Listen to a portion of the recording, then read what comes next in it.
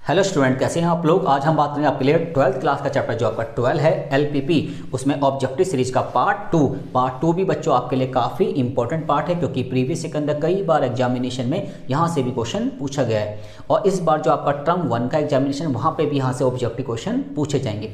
अब बात करते हैं पार्ट 2 में क्वेश्चन नंबर 6 से लेकर क्वेश्चन नंबर 13 तक। अब देखिए बच्चों, क्वेश्चन नंबर 6 की बात करें, the feasible region for an LPP is always a dash polygon. देखिए बच्चों, पॉलीगन क्या होता है, कोई भी फिगर जो साइड से बाउंड हो जाती है वो क्या कहलाती है बच्चों, पॉलीगन कहलाते हैं। तो पॉलीगन किस टाइप का होगा बच्चों, कॉन्वेक्स होगा, कॉनकेव होगा, the feasible reason depend on LPP या फिर नन ऑफ दीज। तो सीधी सी बात है बच्चों, वो जो पॉलीगन होगा क्या होगा, ऑलवेज क्या होगा बच्चों, कॉन्वेक्स होगा। क्या होगा बच्चों, ऑलवेज कॉन्वेक्स पॉलीगन होगा। ठीक है, अब बात करते हैं क्वेश्चन नंबर 7 की। In a LPP the objective function is always dash. किसी भी एलपीपी के अंदर जो ऑब्जेक्टिव फंक्शन होता है वो हमेशा क्या होता है बच्चों, कांस्टेंट होता है, क्वाड्रेटिक होता है, लीनियर होता है, फिर नन ऑफ दीज होता है। अब देखिए बच्चों, जैसे कि हम जानते हैं कि एलपीपी के अंदर जो जेड होता है बच्चों, ये क्या होता है आपका ऑब्जेक्टिव फंक्शन होता है। इसी से हम मैक्सिमम और मिनिमम वैल्यू क्या करते हैं बच्चों, फाइंड आउट करते हैं। और हमें ये भी पता है कि जो जेड होता है बच्चों वो हमेशा ए एक्स प्लस बी की फॉर्म में होता है, और यहाँ पे जो ए और बी होते हैं बच्चों वो कांस्टेंट टर्म होते हैं, और एक्स और वाई क्या होते हैं बच्चों, वेरिएबल्स होते हैं। और इन वेरिएबल्स की जो मैक्सिमम पावर होती है बच्चों क्या होती है, 1 होती है। इट्स मीन्स वो लीनियर इक्वेशन होगी। वो जो ऑब्जेक्टिव फंक्शन होगा आपका वो एक लीनियर इक्वेशन होगी।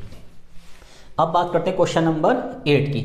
If the feasible region for a LPP is dash then the optimal value of the objective function z ax plus by may or may not be exist। उस case में वो जो feasible region होगा LPP का वो bounded होगा, unbounded होगा, triangular होगा या नन ऑफ दिस। कब, जब फिजिबल रीजन जो है एलपीपी का उस पे जो आपकी जो जेड आएगा ना बच्चों, जेड का मतलब मैक्सिमाइज और मिनिमाइज वैल्यू जो आएगी वो मे और मे नॉट भी एग्जिस्ट होगा। उस केस में हम डायरेक्ट कह सकते हैं कि वो जो फिजिबल रीजन एरिया होगा वो क्या होगा बच्चों, ऑलवेज अनबाउंडेड होगा।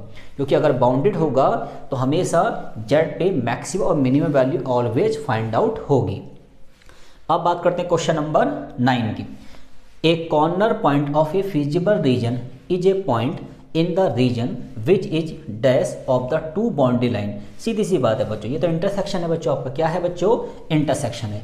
तो एक ही ऑप्शन हमारा सही है बच्चों, ए इंटरसेक्शन। ठीक है बच्चों, वो जो हमारा रीजन का भी होगा वो क्या होगा, intersection of two boundary line. वो हमेशा दो बाउंड्री लाइन क्या करता है बच्चों, ऑलवेज इंटरसेक्ट करता है। अब बात करते हैं क्वेश्चन नंबर 10 की। क्वेश्चन नंबर 10 क्या बच्चों, if the feasible region for a LPP problem is bounded then the objective function Z A X plus B Y has both dash value. अब क्या रहा है बच्चों कि एक फिजिबल जो रीजन जो एरिया है एलपीपी के अंदर वो क्या है बच्चों, बाउंडेड है। उस केस में ऑब्जेक्टिव फंक्शन हमारा ये है तो उसकी क्या वैल्यूज होंगी। नंबर 1 ओनली मैक्सिमम वैल्यू होगी, ओनली मिनिमम होगी, या ए मैक्सिमम और ए मिनिमम। हमें पता है बच्चों, जब भी कोई फिजिबल रीजन एरिया बाउंडेड होता है तो वहाँ पे मैक्सिमम और मिनिमम वैल्यू दोनों फाइंड आउट हो जाती है। इट्स मीन्स ए ऑप्शन आपका सही है। ए नहीं बच्चों, ए ऑप्शन तो ये रहा, बी ये रहा, इसको हम मान लेते हैं सी ऑप्शन। ठीक है बच्चों, तो सी ऑप्शन बिल्कुल आपका करेक्ट है। अब बात करते हैं क्वेश्चन नंबर 11 की। In an LPP M stand for the number of constant. Number of constant का मतलब बच्चों जो इक्वेशन हम बनाते हैं एलपीपी की स्टेटमेंट को पढ़ के, ठीक है। एंड एन का मतलब एन स्टैंड फॉर क्या बच्चों, नंबर ऑफ वेरिएबल। ये जो एक्स वाई इनको बोलते हैं number of variable. Then which is true, तो क्या सही है बच्चों, m equal to N, m greater than equal to N, m less than equal to N और नन ऑफ दीज। अब देखिए बच्चों, जैसा कि आपने एलपीपी के अंदर देखा होगा कि जो एलपीपी के अंदर जो वेरिएबल हैं वो तो आपके दो हैं, x और y, पर जो नंबर ऑफ इक्वेशन होती हैं बच्चों वो दो भी हो सकती हैं, दो से ज़्यादा भी हो सकती हैं। इसके मीन्स कि जो आपका बी ऑप्शन है बिल्कुल क्या है बच्चों, करेक्ट है कि नंबर ऑफ कंस्टेंट हमेशा ग्रेटर देन इक्वल टू क्या होगा, नंबर ऑफ वेरिएबल होगा। अब बात करते हैं क्वेश्चन नंबर 12 की। देखिए बच्चों, corner points of LPP are 0,3, 1,1। ये बच्चों आपका क्यू है, थोड़ा सा डार्क नहीं है तो डार्क कर देते हैं इसको। तो देखिए, corner point of LPP are 0,3, 1,1 and 3,0। किसी एलपीपी के कॉर्नर पॉइंट है बच्चों, ठीक है। और जेड देखा आपको P X plus Q Y.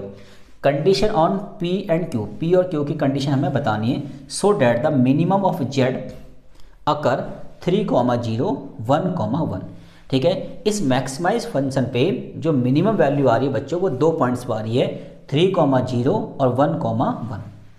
ये क्वेश्चन काफ़ी इंपॉर्टेंट बच्चों, इसके तरह ही क्वेश्चन पेपर में कई बार आ चुके हैं। अब देखिए बच्चों, तो हमारे पास जो जेड है बच्चों वो क्या है हमारे पास px प्लस qy, ठीक है। और ये जो ऑब्जेक्टिव फंक्शन है वो इस कॉर्नर पॉइंट पे और इस कॉर्नर पॉइंट पे दोनों पे मिनिमम वैल्यू दे रहा है।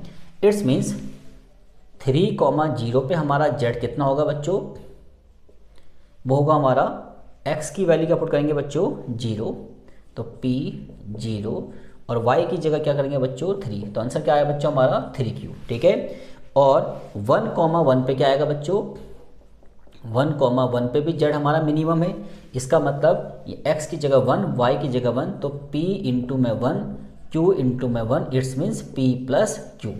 और दोनों पे हमारी वैल्यू क्या है बच्चों मिनिमम है, इट्स मीन्स हम कह सकते हैं कि 3q equal to p plus q। तो 3q में से q गया बच्चों, कितना आ गया आपका 2q इक्वल टू p। तो हम कह सकते हैं ऑप्शन नंबर ए आपका बिल्कुल करेक्ट आंसर है। अब बात करते हैं क्वेश्चन नंबर 13 की। A feasible region of a system of linear inequalities is said to be dash if it can be enclose within a circle. देखिए बच्चों, जब भी एलपीपी के अंदर कोई भी फिजिबल रीजन एरिया बाउंड हो जाता है, फिर डजन मैटर वो ट्रायंगल की शेप बननी है, सर्कल की शेप बननी है या फिर कोई और शेप बननी है, वो हमेशा क्या कराएगा बच्चों always said to be bounded. क्या कराएगा बच्चों बाउंडेड, क्या कहलाएगा ऑलवेज बाउंडेड। तो बी ऑप्शन बिल्कुल बच्चों करेक्ट है। तो इस तरीके से बच्चों हमारा एलपीपी के ऑब्जेक्टिव सीरीज का पार्ट 2 भी कंप्लीट हो गया और उम्मीद है कि चीज़ें आपको समझ में आ गई होंगी। और स्टूडेंट, अगर आपको मेरी वीडियो अच्छी लगी तो इसको लाइक कीजिए, शेयर कीजिए एंड सब्सक्राइब कीजिए। Thank you guys.